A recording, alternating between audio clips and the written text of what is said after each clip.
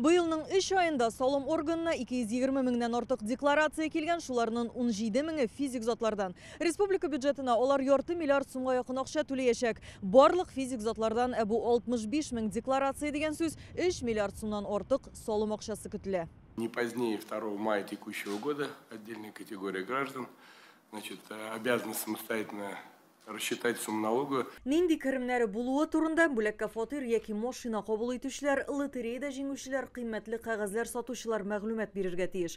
Фатир саткан өчен салым каралган, дөрес аны алып, әле 5 ел узмаган очракта гына НДФЛ түләү һәм декларация тапшырудан азат ителгән кешеләр дә бар.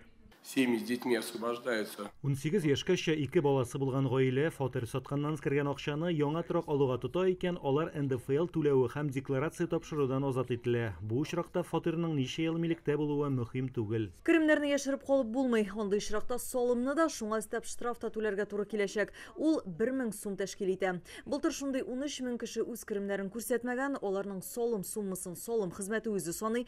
Нәтиҗәдә казна 2 миллиард сумга тулланды. Если налогоплательщик, физическое лицо. Әгәр дә салым түләүче керемгә ия булган физик зат быелның 2 маена кадәр декларациясын тапшырмый икән, 2022 елгы керемнәр нәтиҗәсе буенча салым хезмәте аның салым суммасын үзе саный һәм түләүчегә җибәрә.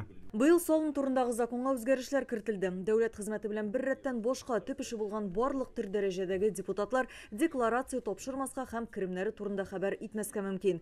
Дәүләт думасы депутатлары өчен документлар тапшыру мөмкинлеге 31 мартка кадәр иде, әмма эш гадиләштерелүгә карамастан элеккечә яшәүчеләр дә бар. Әйтик, думада Татарстаннан булган депутат Олег Морозов керемнәрен күрсәтте. 2022 елда ул 12 миллион сум акча эшләгән, аның исемендә җир һәм торак йорт бар. Когда обсуждался этот закон, Әлеге закон турында фикер алышканда кайбер депутатлар шул исәптән мин дә шәхси декларацияны киләчәктә дә тапшырачакбыз дигән карарга килдек.